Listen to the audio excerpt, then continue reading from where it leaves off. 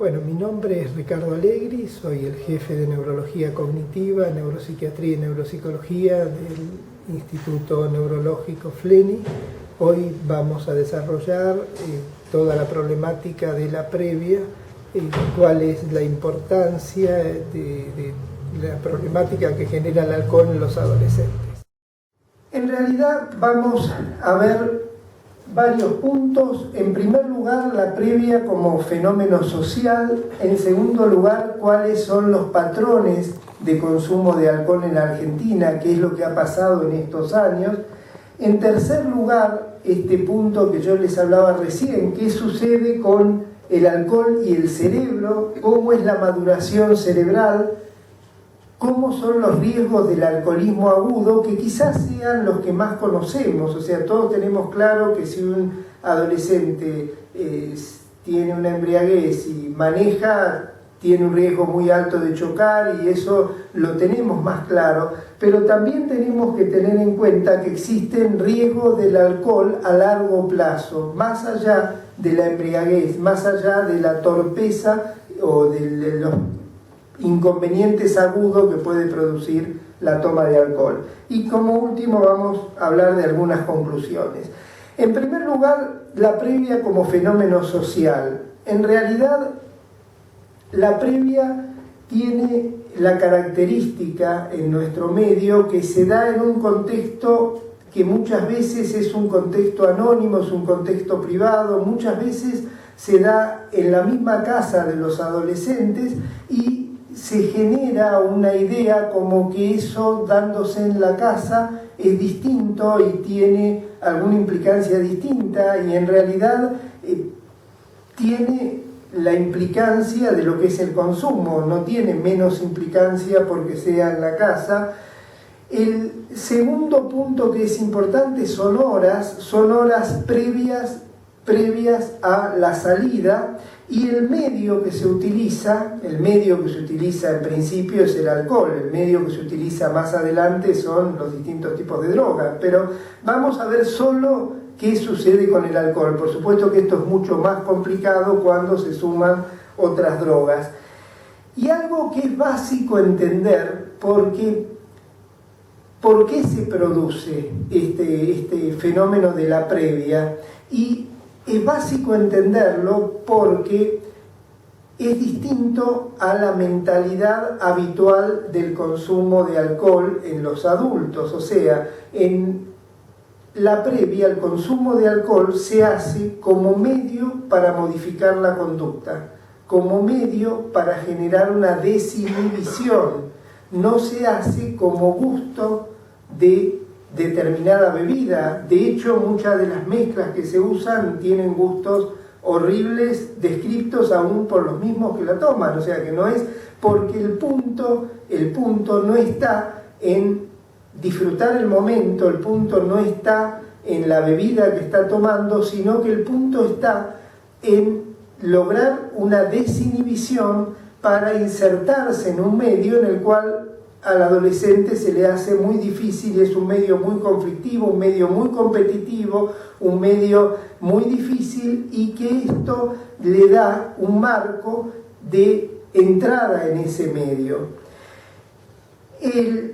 Esto está agravado porque existe una publicidad y existe un inconsciente colectivo que piensa que esto no hace nada. Y existen publicidades, yo saqué algunas de las publicidades que podemos tener, ni hablemos de publicidad en internet para la misma adquisición de la bebida, sino también hay publicidades que usan la previa. Por ejemplo, esta fue una publicidad de cerveza que usa todo el concepto de la previa para estimular el consumo de cerveza. O sea que tanto desde la desinhibición en el adolescente como desde los medios tratan de que esto se produzca y minimizan la situación que se está produciendo.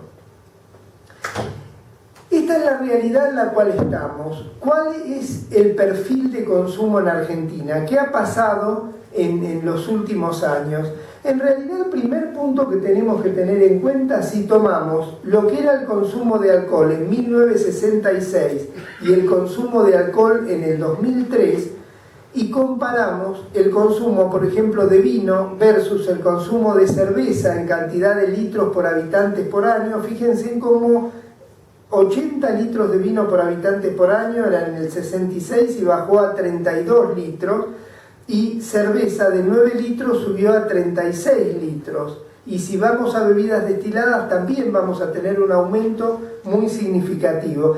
Pero lo que es llamativo y que tiene que ver con esto de la previa es que nosotros en la década del 50, 60, 70 teníamos un consumo, ahí tenemos por ejemplo en 1972, el consumo de alcohol era predominantemente diario, era el perfil de consumo de alcohol de la inmigración italiana que tomaba su copa de alcohol, copa de vino todos los días, y eso era el consumo, 81.7% era consumo diario y 18.3% era consumo intermitente, era no consumir durante varios días y consumir mucho 1 o 2 días a la semana. Que en realidad el patrón diario era un patrón más latino, más italiano, español. El patrón intermitente es un patrón más anglosajón, es bastante típico en ingleses o en alemanes que tienen tomas muy exageradas determinados días de la semana y después pasan varios días que no consumen. Esto que era el perfil que teníamos en el año 72, fíjense ya lo que pasaba en el 2004. 18% mantenía el consumo diario, 82% pasó a ser el consumo intermitente. Y el consumo intermitente es esto de la previa, es durante la semana no hacer nada y en 2 o 3 días hacer un consumo extremadamente masivo. Esta es una encuesta que hizo un grupo de CONICET en la provincia de Buenos Aires y fueron a investigar qué era lo que pasaba con los adolescentes. El 84% de los adolescentes habían consumido alcohol en los últimos 12 meses. El 51% 1 a 2 veces por semana y el 30% tomaba bebidas destiladas. Como vamos a ver, todo esto no es menor. El otro punto que es importante, este es un trabajo que compara los jóvenes, los adolescentes versus los adultos. Y lo que compara es la cantidad de tragos de ocasión versus días en el mes. En jóvenes de 12 a 17 años versus adultos más de 26 años. Fíjense en que los adultos predomina la toma como el perfil que yo les decía, este perfil más diario, de tomar vino más sostenido a lo largo de la semana y no tomar tanto esto de no tomar o tomar poco y 2 días o 1 día en la semana tomar exageradamente. Cuando uno ve el perfil en los chicos, en realidad el perfil en los chicos pierde la toma diaria y aumenta mucho más la toma de ocasión, la toma intermitente. ¿Qué es lo que pasa con el cerebro y el adolescente? Y tenemos varias cosas. Por un lado tenemos que entender qué es lo que pasa con la maduración cerebral. Más allá de lo que diga los políticos, más allá, la maduración cerebral no termina a los 12 años. La maduración cerebral termina mucho después. Y este es un trabajo que nos muestra, es interesante porque nos muestra qué pasa. Acá tenemos la zona prenatal, en la zona postnatal 1 año, 2 años, 7 años, 16 y 30 años. Acá tenemos dónde se produce la mayor actividad y vemos, por ejemplo, que el volumen cerebral tiene mayor crecimiento en los primeros años de vida. O sea, a partir ya de los primeros años de vida, ya el volumen total se sigue manteniendo. O sea, que alguien de 7 años tiene un cerebro que no es mucho más chico que lo que es el de alguien de 40 años, o sea que el volumen cerebral ya queda estabilizado. Si vemos, por ejemplo, el metabolismo, fíjense cómo el metabolismo tiene la mayor producción en los primeros años. Pero lo que es interesante es este punto, que es la mielinización. Ustedes saben que el cerebro, todo el sistema nervioso, tiene células, que es lo que llamamos la sustancia gris, y tiene las vías, o sea, los axones, que son las formas que se prolongan las células y que hacen que se conecte una célula con la otra. La sustancia gris, que en general es la que está en la parte externa del cerebro y en unos núcleos en la parte interna del cerebro, son las células. La sustancia blanca, que es lo que está en el medio de todo esto, son las vías. Las vías son como los cables de la electricidad.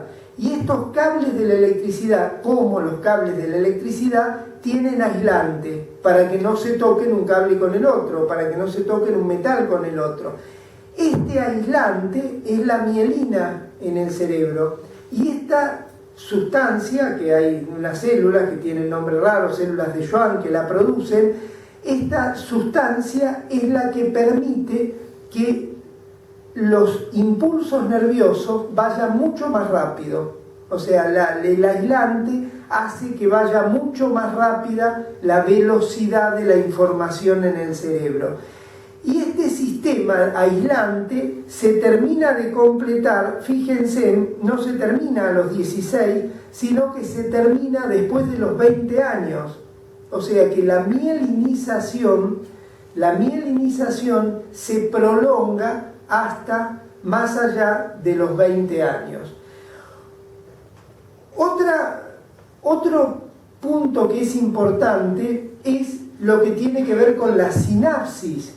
Nosotros nacemos con una cantidad enorme de células y muchas sinapsis. Esas sinapsis son las conexiones entre las células. En la medida que vamos madurando, nuestro cerebro selecciona y usa aquellas conexiones que son más importantes y descarta aquellas conexiones que son menos importantes. Entonces, desde el punto de vista biológico, la mielinización y la sinaptogénesis continúan más allá de la adolescencia. O sea, en la adolescencia es un periodo que hay mucha actividad. Fíjense, ahí está en lila la línea de la mielinización y tenemos en marrón el perfeccionamiento sináptico. En marrón está esto de tener muchas conexiones y seleccionar aquellas que son las más importantes y cerrar aquellas que no nos sirven. En la adolescencia es clave estas dos funciones, la mielinización y el perfeccionamiento, pero además hay que tener en cuenta que nuestro cerebro tiene una evolución a lo largo de las especies y una evolución en el mismo ser humano.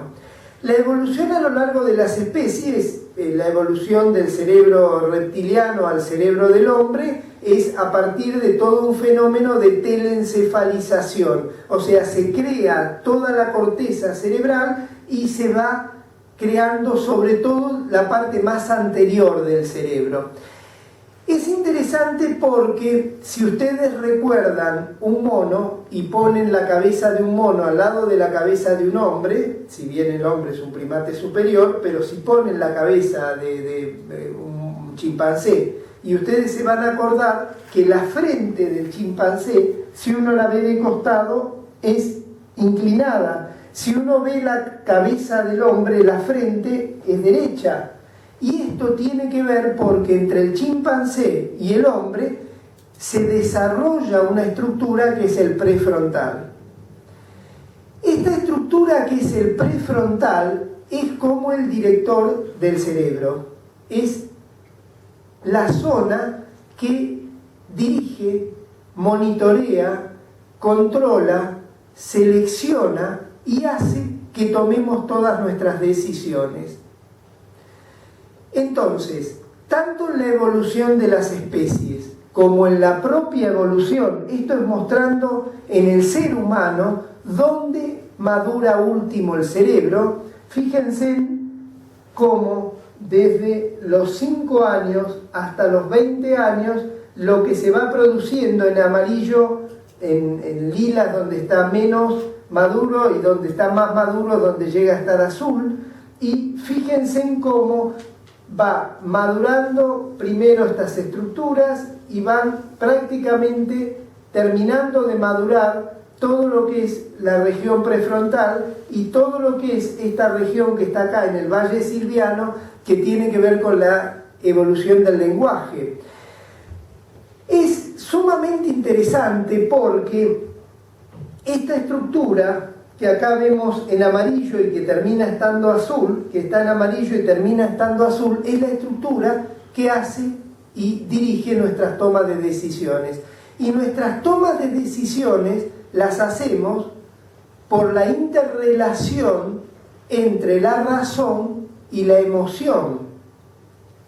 La emoción empuja y la razón controla. Podemos charlar mucho de esto, pero en realidad la toma de decisión, por qué hago yo algo o por qué no lo hago, depende de cómo juega la emoción y cómo juega la razón. Y la emoción en el cerebro está en estructuras muy antiguas, en estructuras que están en el medio del cerebro, en estructuras que ya tenían los reptiles. Así que imagínense cómo fue la evolución de las especies, o sea, la parte emocional. Por eso los animales son mucho más emocionales. Nosotros somos animales, pero el ser humano es mucho más racional que los animales, porque las estructuras de la emoción, que es el cerebro límbico, son estructuras muy antiguas y que manejaban nuestras conductas. El ser humano desarrolla esta estructura, que es la estructura que yo les comentaba de la parte anterior del frontal, y es la que hace que nosotros tomemos las decisiones correctas. Por eso, cuando vemos la evolución del chico, la evolución del adolescente, es lógico que la toma de decisión correcta sea cuando termina la adolescencia, porque cuando termina la adolescencia está dada biológicamente toda la maduración para que se tomen las decisiones correctas.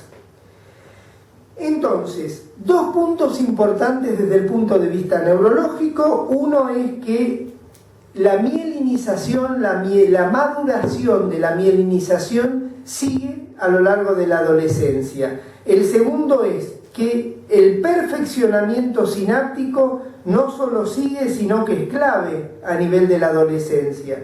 Y el tercer punto es que la estructura cerebral que tiene que ver con nuestras tomas de decisiones termina de madurar después que termina la adolescencia.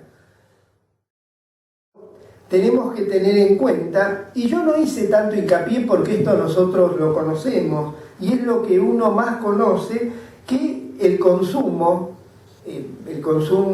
alto de alcohol, el consumo brusco de una cantidad importante de alcohol, lleva a, primero, mejora el humor, después se pierde la inhibición, después aparece una torpeza mental, después empezamos a tener torpeza motora, después empezamos a tener un gran desequilibrio. Por eso, uno cuando ve a alguien embriagado lo ve de esta manera, y puede terminar en algo que puede dar el alcoholismo agudo, que es el coma. O sea, uno puede llegar desde el cambio en el humor hasta el coma, y llega un momento en el cual hay poco control de lo que uno está ingiriendo.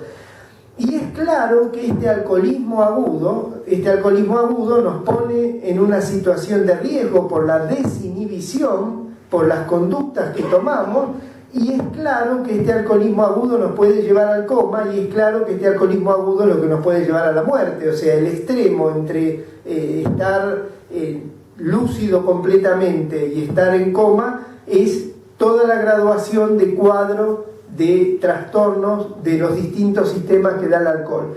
Y esto nos genera distintos tipos de problemas, que esto yo no me expandí porque creo que es lo más conocido. Nos trae problemas en la educación, nos trae bajo compromiso, nos trae accidentes. Es altamente frecuente los accidentes por consumo, por embriaguez, es extremadamente frecuente, y yo creo que es lo que uno tiene más claro. Hasta hay campañas oficiales dirigidas a decir de que no maneje el que toma, lo cual está bien, pero no le cuentan que el que toma también es problema, no va a ser el responsable del choque porque no maneja, pero sí va a tener problemas, sí va a tener diferencias a lo largo de su vida. Bueno, lo mismo pasa con esta desinhibición a nivel de relaciones, sexo y otras, digamos, se produce, es como que nuestro freno, nuestro control racional está desinhibido, o sea, se pierde ese control racional y predomina la parte emocional, predomina lo emocional y actuamos más en forma primitiva desde el punto de vista de nuestras acciones. Esto es lo que justifica en agudo por qué uno ve cosas que no entiende, uno ve peleas. ¿Por qué? Porque el alcohol frena este control y al frenar, o sea, frena el control no, desinhibe el control, saca el control, lo cual hace que el individuo se vuelva mucho más impulsivo, responda a cosas que no respondería cuando está normal, tenga conductas que no tendría cuando está normal, y eso termina muchas veces en violencia, desadaptaciones sociales, peleas, todo lo que uno ve y dice, ¿cómo puede ser que puede ser por la desinhibición que produce el alcohol? Pero vuelvo a lo que yo decía antes, creo que esto es lo más conocido, es lo que uno más sabe que pasa con el alcoholismo agudo. ¿Qué es lo que pasa con el cambio a largo plazo? ¿Qué es lo que nadie dice? ¿Qué es lo que nadie lo dice? Por eso las familias piensan que por tomar en la casa el chico va a estar más protegido. Sí, va a estar más protegido de lo agudo, pero no de lo que va a pasar a largo plazo. ¿Y qué es lo que pasa a largo plazo? Estos son trabajos, específicamente trabajos en los cuales se expone, en el caso de la exposición del cerebro al alcohol, a la exposición así intermitente, y demuestran que a largo plazo el alcohol altera un mecanismo que tiene que ver con la memoria, que es el mecanismo de potenciación a largo plazo.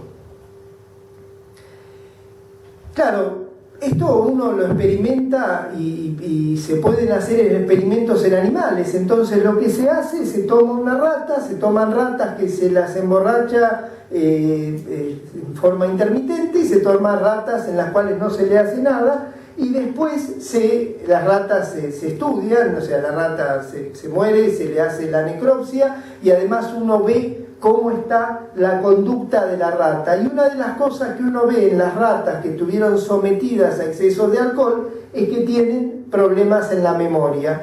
Y además uno se encuentra deterioro en esas ratas en la neurotransmisión, en la corteza y en el hipocampo. Los adolescentes que tienen consumo abusivo, sistemático y reiterado de alcohol van a tener alteraciones en la corteza prefrontal, en esta parte que yo les había contado que tiene que ver con las tomas de decisiones, van a tener menor tamaño de los hipocampos. Los hipocampos son dos estructuras que están en la parte medial del cerebro, ahora les voy a mostrar una resonancia, y los hipocampos son la base de nuestra memoria y tienen menor tamaño a nivel de los hipocampos, peor calidad de sustancia blanca. La sustancia blanca era lo que se mielinizaba, era la mielina, reducción del flujo sanguíneo cerebral. Y por ejemplo, es uno de los trabajos mostrando, comparan sujetos adolescentes con consumo de alcohol con quienes no. Y lo que muestran,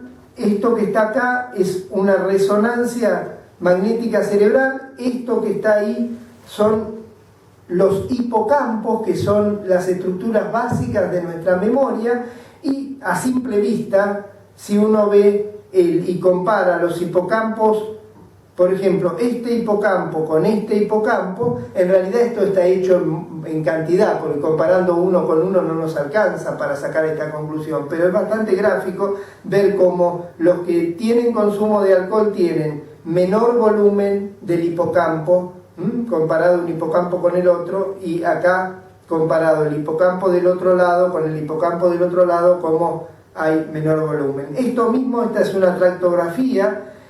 ¿Y qué es lo que pasa con las funciones cognitivas? ¿Qué es lo que pasa cuando uno toma adolescentes y compara adolescentes que están sometidos a la toma sistemática de alcohol y adolescentes que no están sometidos a la toma sistemática de alcohol?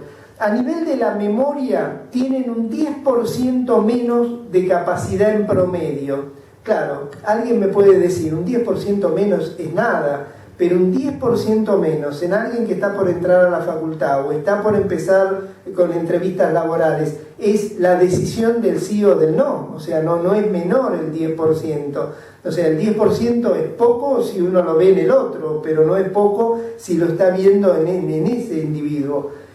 Tienen en promedio un 10% menos de capacidad de recuperar la información, de que funcione la memoria. Tienen fallas en la atención y velocidad de procesamiento, tienen fallas en la organización visoespacial y fallas en el funcionamiento ejecutivo, en la toma de decisiones, la impulsividad y lo que yo les decía antes, en el control inhibitorio. Por eso son muchas de las conductas que muchas veces no entendemos. Esto es muy extrapolable a otras drogas, o sea, drogas propiamente dichas, ¿no? No vamos a hablar hoy de la marihuana, pero podríamos hacer una charla exactamente igual, contando cuáles son los daños que produce la marihuana, más allá de todo lo que diga la publicidad. O sea, esto no se dice, pero sí uno puede meterse, investigar y ver cómo se produce y qué es lo que pasa con esto. Esto es mostrando, por ejemplo, en pruebas de memoria verbal y memoria visual, las diferencias entre consumidores y no consumidores. Bueno, este es un estudio de resonancia funcional. Y en realidad, ¿cuál es la importancia? Lo que yo decía al principio de la charla, en primer lugar, lo que uno tiene que tener en claro, yo no les voy a dar, ni nosotros pretendemos dar cuál es la solución de esto. Por supuesto que la solución no es lo que pienso yo lo que les puedo transmitir es cuál es el daño al que estamos sometiendo a los adolescentes. Después, el cómo habrá que manejar esto tendrá mucha discusión y mucho juego atrás de esto. Lo que uno no puede obviar es que el cerebro del adolescente no es lo mismo que el cerebro del adulto. Que un adulto pueda hacer determinadas cosas no implica que para el adolescente exactamente esas cosas no van a determinar daños a largo plazo. Por otro lado, hay que tener en cuenta lo que yo les decía, el consumo de alcohol da problemas inmediatos, que es todo lo que conocemos como embriaguez, desinhibición, conducta de riesgo hasta el coma alcohólico, problemas a largo plazo, que es lo que desconocemos y no discutimos habitualmente, que el cerebro tiene daño en estas embriagueces reiteradas, y que esos daños afectan las funciones cognitivas, y que en una población que está en una etapa de la vida que es una etapa de extrema competitividad, que tengamos variaciones por tóxicos es grave, y es altamente grave que no seamos nosotros conscientes de lo que está pasando. Bueno, la idea era dar un pantallazo, darles lo que yo les decía al principio, qué es lo que pensamos nosotros como neurólogos y qué es lo que vemos como neurólogos. Yo les podía haber traído cantidad de resonancias o tomografías de chicos accidentados, que es lo que vemos todos los días, y es lo que todos sabemos. Podemos cerrar los ojos y no pensar, pero si uno lo pregunta en el imaginario colectivo, todos saben que la embriaguez es peligrosa por lo que pasa en el agudo, pero también es peligrosa si uno sostiene estas conductas en el tiempo por los daños que genera a largo plazo.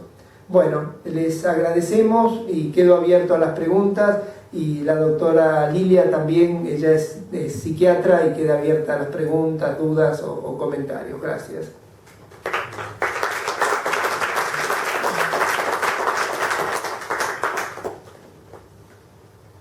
A mí me quedó una duda. Cuando usted mostró la propaganda, la publicidad de la cerveza, Sí. ¿no? El mensaje es, digamos, muy abierto. El mensaje es lo que hay que hacer, eso es lo bueno. De poner la previa, poner una cerveza, pero esto no es solo un problema, por eso yo les decía, el manejo de esto pasa en distintos ámbitos, o sea, uno tiene familiarmente discursos explicando que con esto no pasa nada, o sea, uno lo ve a diario, explicar un padre explicándole a otros padres que no es nada, que es travesura de adolescentes. En realidad la compañía de cerveza lo único que hace es aprovechar eso y tratar de hacer impacto sobre ese momento. Pero nosotros como padres no podemos hacer algo para... Esa propaganda está prohibida. Ah. Esa propaganda se prohibió. Sí, sí. Hay acciones, el Ministerio de Salud, el Ministerio de Salud de la provincia también hay acciones. Yo creo que el punto que no está claro es que las acciones están tendientes al agudo, al problema por la embriaguez. Tratemos de que el que se va a embriagar, si hace la previa, que la hagan en casa. Si tomaron mucho, que no maneje. Es correcto, pero sepamos que si tomaron mucho y no manejan, y toman mucho, por más que no manejen, a largo plazo va a tener problemas. Ese era el mensaje nuestro, y un poco desde Fleni, desde el mensaje desde la neurología, no solo es el problema en agudo. No pensemos que el problema es porque les gusta las bebidas, el problema es porque están buscando una desinhibición, están buscando un cambio de conducta, no están buscando un sabor, no están buscando ni siquiera un placer en el momento, están buscando un cambio para la conducta posterior. Si nosotros somos realistas a por qué se produce la previa, si somos realistas a que no es menor el daño que produce, bueno, recién después se va a poder abrir una discusión de qué es lo que hacer con todo esto. Claro, yo me refería a cómo apuntar a la prevención en las familias, ¿no? Yo creo que el primer punto es que la familia entienda, vuelvo a decir, es el mismo problema de la marihuana. Claro. Empezamos a explicar, claro, y terminamos explicando que no produce nada, que produce menos que el cigarrillo. Claro, ¿quién lo explica y por qué lo explica? Ese es el punto. El alcohol, ¿produce menos que nada? No, produce menos que nada en un adulto cuando toma en forma responsable.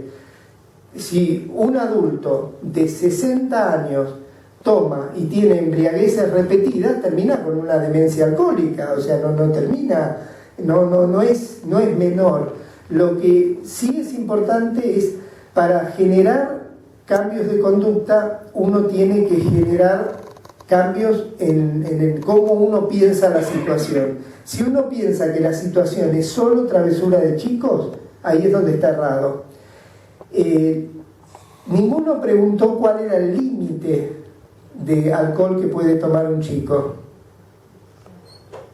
¿Sí?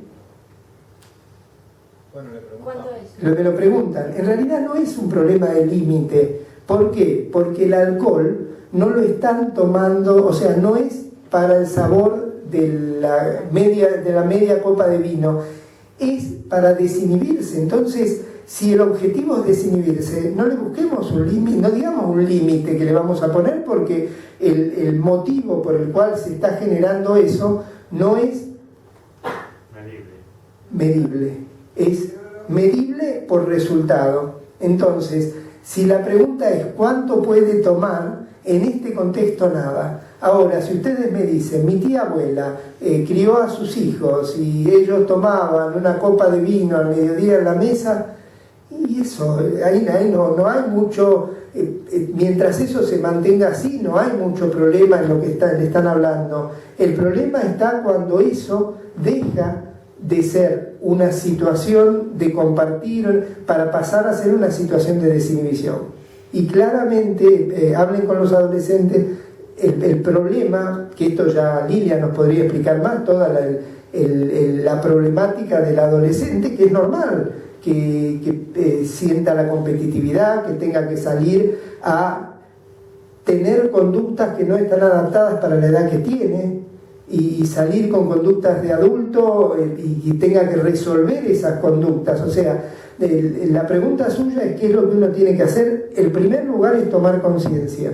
Y si uno toma conciencia y se toma conciencia colectiva de lo que está pasando, después ir a buscar cuáles son las acciones. Yo insisto, el Ministerio de Provincia y el Ministerio de Nación tienen planes, pero tienen planes para el alcoholismo agudo, lo cual no es menor, no es menor. El índice de accidentes es altísimo, pero a largo plazo también es una preocupación.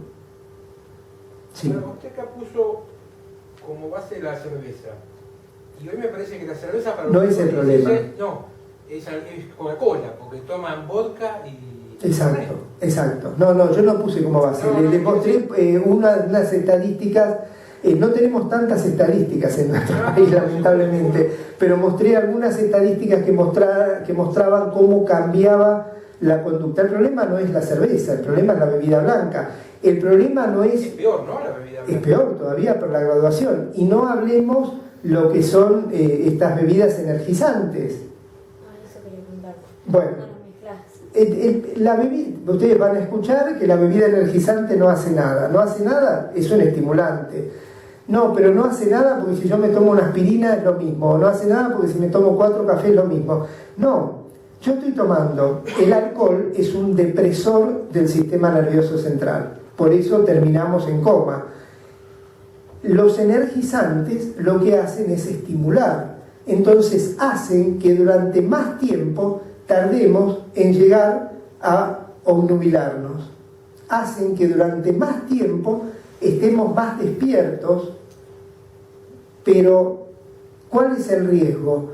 Que las consecuencias posteriores son mayores, porque después, una vez que paso determinado límite, voy directamente al coma alcohólico. No paso todas las etapas como uno pasa en un alcoholismo agudo o habitual, sino me salteo una parte de etapas en la cual con el energizante yo no estoy tan torpe, con el energizante no estoy tan obnubilado, puedo actuar, puedo hacer. Estoy desinhibido, porque eso no lo saca el energizante. Estoy desinhibido, pero no estoy tan torpe. El momento, el alcohol sigue aumentando y cuando aumenta el alcohol ya la cascada que se desencadena es mucho más importante.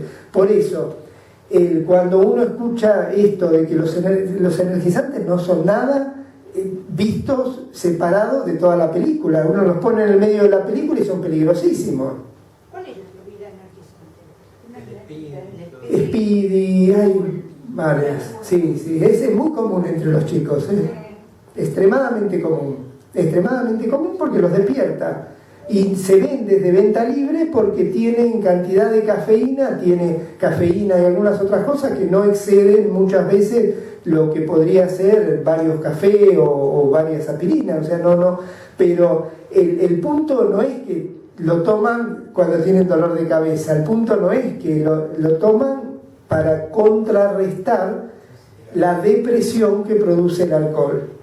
Y cuando llega un estadio más avanzado, la caída es mucho más importante. Por eso justifica por qué hay tantos comas alcohólicos en las confiterías, que el chico está bien, entre comillas, y de repente está en coma. ¿Y cómo no pasó en el medio por los estadios? Y no pasó en el medio porque además del alcohol estaba con estimulante. Entonces entra en coma y termina en el hospital en coma y todos preguntándose cómo puede ser que de no estar tan mal terminó en coma. Esos son los problemas, esas son las realidades y es lo que uno tiene que conocer. Y después sí, ustedes me van a decir, es muy difícil manejarlo, hay mucho consenso social entre los distintos grupos, o sea, hay mucha problemática, no es fácil, no es solo yo le digo a mi hijo no tomes, es mucho más, pero si tenemos conciencia de que es así, la pregunta suya, hay muchas acciones y, digamos, son acciones que se deberían tomar desde el gobierno, o sea, las políticas de salud, desde los colegios y desde los padres, ¿no? A eso iba yo, porque si, digamos, aquí llegan tantos chiquitos, con tantos accidentes, con tantas cosas, es una emergente dentro de la sociedad, ¿cierto? Sí. Bueno, entonces el gobierno, o el que fuere, tendría que tomar cuenta de todas estas cosas. No tenga ninguna duda que esto no es emergente solo con los chicos. Si uno va a los asaltos y a los, ahí también tiene, bueno, por eso es muy, pero quiero decir, las conductas que se tienen que ver mucho con el estado en que están. Y tiene que ver con esto, con que nada de esto es gratuito, o sea, todo termina teniendo compromiso y es, insisto, es del gobierno, de nosotros. Fleni se planteó el año pasado, nosotros hicimos varias charlas de esta, incluso se hicieron charlas en colegio, porque al menos la posición nuestra, desde lo que sabemos, no podemos no decir la realidad. Después alguien tiene que tomar decisiones, nosotros no somos los tomadores de decisiones, pero sí cuál es la realidad neurológica, dónde estamos parados y en qué estamos complicándonos. Y esto tendría que estar lleno con gente sentada en las escaleras, ¿no? Yo invité a todo el colegio nuestro, el CAR de mi madre. 70 chicos. ¿Cuántos ¿Cuántos vinimos? son? 2, ¿no? 3. Dos, tres. Bueno, Tres. esto es una acción No nos concientizamos los padres.